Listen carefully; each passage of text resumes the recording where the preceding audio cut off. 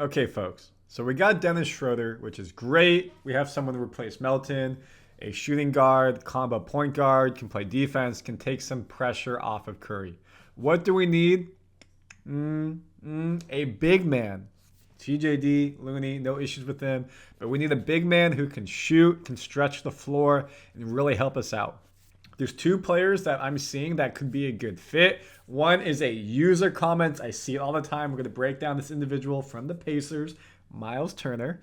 And then from where? Who else do we want? With the Raptors, Ben Rogers, shout out. Kelly Olynyk is in the trade mill as well. Now with Dennis Schroder, is he here or is he going somewhere else? He could be aggregated in the trade. So we're going to break it all down on this episode of Warriors Digest. More trade breakdown for you.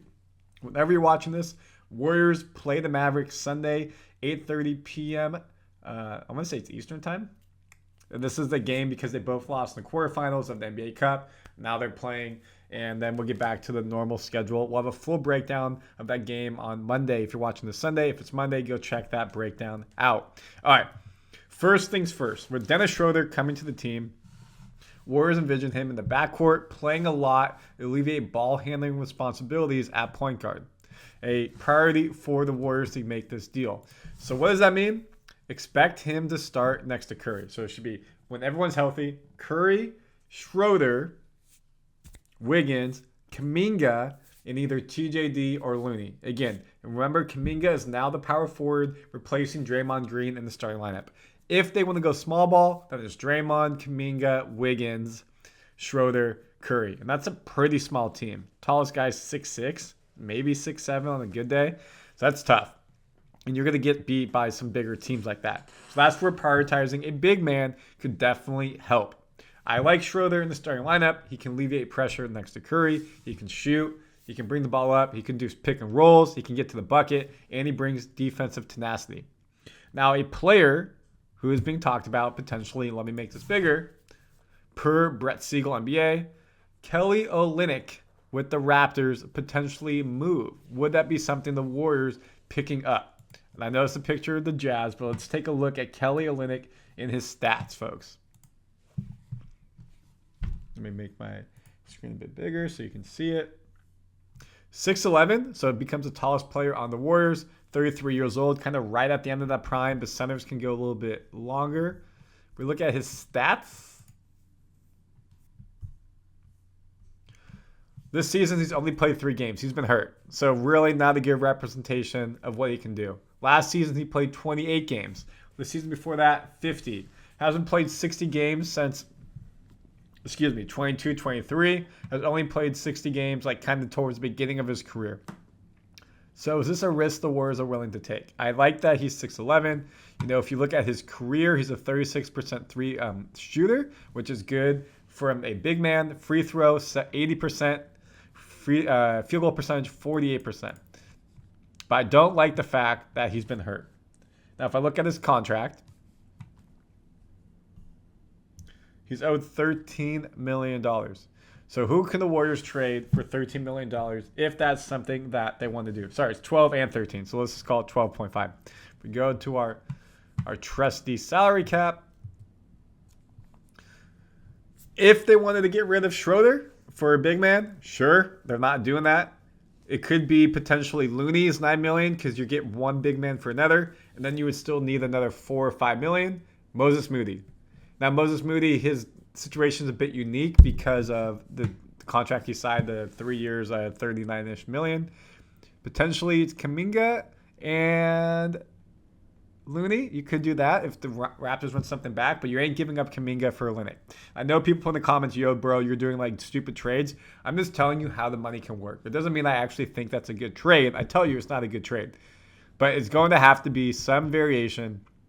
If it's going to be a big man, you think of Looney or Trayce Jackson-Davis, but the $1.8 million is just a lot to give up.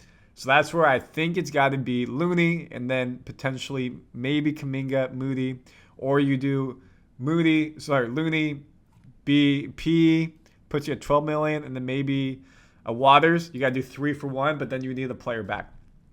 Maybe that means you move someone from the two-way to the main roster. Obviously, as I broke down in the video, Beekman is now gone. You see right there, it's only Spencer and Post. I think Spencer's earned the full contract. He does a great job getting to the bucket. Now, a big man who I think is a better use of our time, Myles Turner. Let me show you this page first. With the Pacers, same height, 6'11", younger, he's 28, right there in the smackdown of his prime, can be our force for the next half a decade, and he's having a awesome season. Look at this. He's started 24 games, 14 points, a little bit below what he's done the past couple seasons, but look at his three-point shooting, 2 to 5 a game. That's what you want from a Warrior center, 40%. 47% from the field goal percentage, 71% from the line, not the best. You would think with the Warriors, again, pick and roll with Curry, pick and roll with Schroder, sitting at the top of the three, getting some of those blocks and defense, averaging 2 blocks a game and rebounding around 6. So I think he comes in, 7. I think he comes in and can do a great job. Look at his stats throughout, besides for 21-22. The past couple seasons, he played 60-plus games. Contract-wise, how does that work? He's in the last year of his deal, $19.9 million. Let's just call it 20 even. So the question is he going to resign with the Pacers or is he not? If they don't think he's going to resign, then he's a trade asset at the trade deadline early February. So let's go back to our trusty thing. How do we make this work? So $20 million means it's going to have to be a big man. Most likely Looney is your casualty because at $9 million, he's going to be gone and he's not going to play a lot. It's going to be him and Trayce Jackson-Davis just because of money. Then you would have to think, how do we get to $20 million? Kyle Anderson, number 8. That puts you at 9.1 and 8.7. Puts you at basically, 17. 17, let's just call it, right there, like 17. And then potentially then you throw in Brandin. Or it could be Looney and Payton puts you at 18, and maybe it's Waters. So there's 3 players you're going to have to give up to get Turner. But he's worth it. And then your starting 5 becomes Curry, Schroder, Wiggins, Kuminga, Turner. And now you have a traditional big man. And then Draymond can come in off the bench for power forward, can help at center. And you have a tall player there. Now, again, the money works. You have to make sure because of the trade we just did. Let me pull this back up. Where's that? You can see that. Oops. Where are we at? Sorry, folks. I'm trying to find the picture. There it is.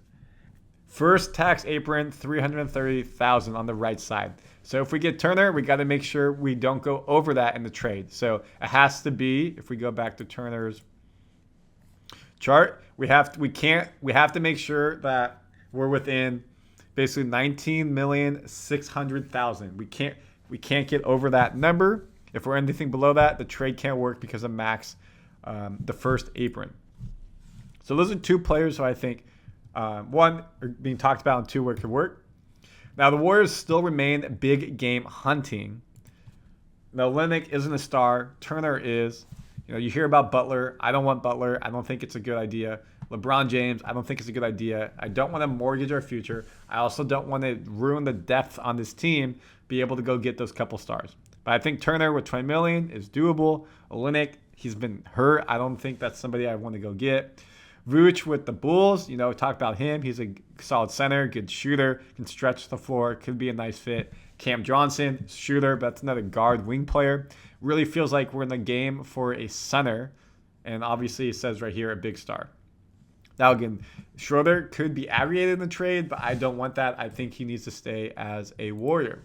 So, folks, comment your thoughts. Comment what you think about the trades, what I just said. Is there someone I missed? In addition, please subscribe Warriors Digest so you don't miss anything daily. We're some of the first people here to break the news for you, and you want to be the first to hear it. See you on the next episode.